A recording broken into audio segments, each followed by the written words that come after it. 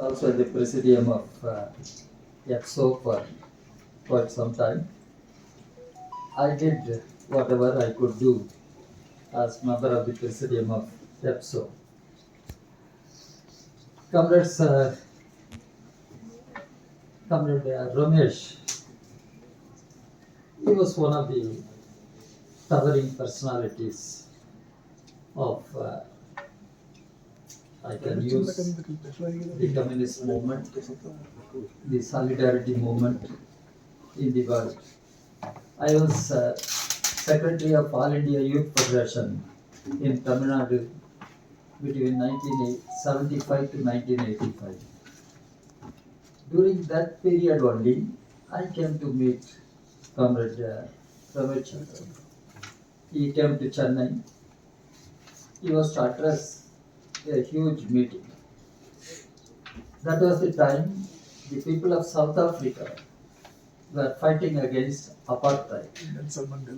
And Comrade Romesh made such a fantastic speech which thrilled everybody, which inspired everybody attending that meeting. That was the first time I could hear Romesh addressing such a crowd. Later on, from 1985 to 1990, I was General Secretary of All India Youth Federation. I was to attend one meeting of the World Federation of Democratic Youth. That was a meeting held in Berlin. There, Comrade Romesh Chandra was invited as a special guest to address the delegates. Comrade Romesh spoke on world peace, development, everything. I could see the young people who gathered there from different parts of the world. They could so get thrilled hearing. Many of you must have heard, I don't know, Romesh speaking. Romesh was a great orator and very inspiring orator, Romesh. So I could see in Berlin the young people from different parts of the world getting inspired and motivated by the eloquent speech made by Ramesh.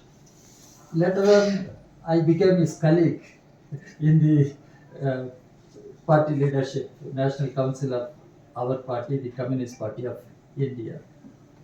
Comrade Romesh was a great visionary. He was a champion for world peace. At the same time, how to fight for peace and development in the world. It was Romesh who gave that call, save the world, change the world. It was Romesh who gave that call. And Romesh was so popular at global level. Once I had been to the Soviet Union that time. I was traveling. I had a stopover at Tashkent, Uzbekistan. I walked out of the aircraft. I could see huge portrait of Ramesh Chandra. I never saw such a portrait of any Indian leader. Tashkent airport. I could see Ramesh, such huge portrait. That was the respect. That was the love Comrade Romesh Chandra had across the world. Later on, I had the very close association with Comrade Romesh Chandra. She was also a great champion of peace. She was General Secretary of EPSO, but great fighter and champion of world peace. When we talk of Romesh Chandra, we cannot forget Romesh Chandra. That's why I remind you, comrades. Perrine was such a great person, woman leader, totally dedicated to peace and solidarity movement in the country, traveling across the Romesh was traveling across the world. Perrin was traveling across the country and building peace and solidarity. So now we have built, we have established this medal in the name of Romesh. For that, I congratulate the Prasad.B.Com leadership for making a medal in the name of Comrade Romesh. Comrades, when we talk of peace and solidarity, Comrade Sitaram explained what is happening in the world. Now we have three challenges uh, I would like to bring to your notice. One, as Comrade Sitaram said, this genocide continued by Israel. It was genocide. It was war on the people of Palestine. And United Nations passed a resolution proposing two-state solution. Israel and Palestine can coexist. Palestine can have the right to have its own homeland with Jerusalem as capital. It is UN resolution, but Israel doesn't recognize that resolution. International Court of Justice condemned Israel, what is happening in Gaza, but Israel doesn't care, and Israel is backed by US and all other NATO powers. Still, how long the war on Palestine will continue? And Israel has declared they will finish up Palestinian people. How come? As India, we have been supporting Palestinian cause since the days of our freedom movement. It was Gandhi who said, if France belongs to French, if Britain belongs to English, Palestine should belong to Arabs. It was Gandhi who said, and we were standing by Palestine. Yasser Arafat, how he was hailed in India, we all know. But once Modi came to power, Modi immediately expressed his solidarity on behalf of 140 people. We expressed support to Israel. Then it was condemned. We all condemned, people of India condemned. Then they had to do some trick how to get out of that criticism. So we should see how long this Israel-Palestine conflict will continue. So we need a strong solidarity movement. Many places it is happening. In India, we should see a strong solidarity movement. This is one. Secondly, the war between Russia and Ukraine going on continues. And we have been demanding that war must be stopped. There should be dialogue. But why war continues?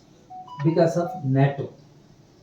It is NATO which is the real root cause for Russia-Ukraine conflict.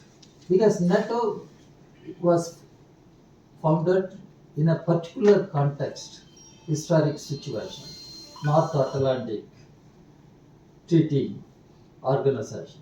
But why that NATO should continue now? Not only that, NATO is expanding. So NATO, in its effort to expand, it played its influence on Ukraine. That is how the whole crisis began. And NATO can move anywhere. I don't know in the Asian part of the world what NATO is going to do. So that is a huge problem. NATO, the emergence of NATO, the expansion of NATO in our region, that can cause difficulty. So Russia, Ukraine, unless we target NATO, NATO must go. NATO has no business to be in that part of the world. We cannot have peace there. So NATO must be targeted. And in fact, I wrote a piece in Indian Express, NATO should go. Then it has become a reference point. Many ambassadors started asking that and saying, oh, we have some other informations like that. So NATO is the problem now, and NATO is the cause for tensions in the world and warlike situation in the world. We will have to fight. This is second. Third, what is happening in Cuba? The economic embargo continues, and US imperialists are patronizing and promoting the right-wing counter-revolutionary forces in Cuba. That's what we should understand. Why US is doing subversion in Cuba. So it is a dangerous situation in Cuba. Cuba needs solidarity, and Cuba needs support of the progressive forces across the world. Otherwise, if Cuba goes, what remains in Caribbean region, we should think over. Why US is doing that? Today, the US imperialist power, it is behind all such subversive activities. It is happening in Cuba. Cuba needs real solidarity. The other one, I do not know what is going to happen in Bangladesh right now. It remains somewhat internal, but it can have ramifications, consequences across our region, Asian region, or across the world, because there also the imperialist powers are behind. That's what reports are coming out. The imperialist US imperialist powers are behind. So today, who are posing threat to the world peace? We must be clear.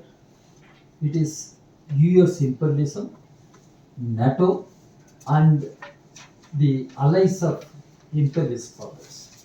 Israel, it is backed by US, everyone knows. Cuba, these are counter-revolution. It is promoted by US, and Bangladesh, we come to know the imperialist powers are there somehow to subvert. So as peace and solidarity organization, we must be clear. We must be clear. And peace is a must. And without peace, world cannot move towards prosperity. World cannot have development. World cannot have development. But to consolidate the peace, we need solidarity movement, solidarity actions. That is where Comrade Romesh Chandra remains as a source of inspiration, as a source of inspiration. During his time, how he could work and consolidate the peace movement, the solidarity movement. That should be a source of inspiration and guidance for us in India. In India, as Comrade Sitaram said, across the world there is right-wing conservative forces emerging and trying to capture political power. If right-wing conservative forces capture political power, what will happen? In India also, we are witnessing similar situation. Right-wing conservative forces, they have captured already the power. They have captured the power. But as long as they remain in power, they are going to be a challenge, threat to not only world peace, for harmony among the people in our own country.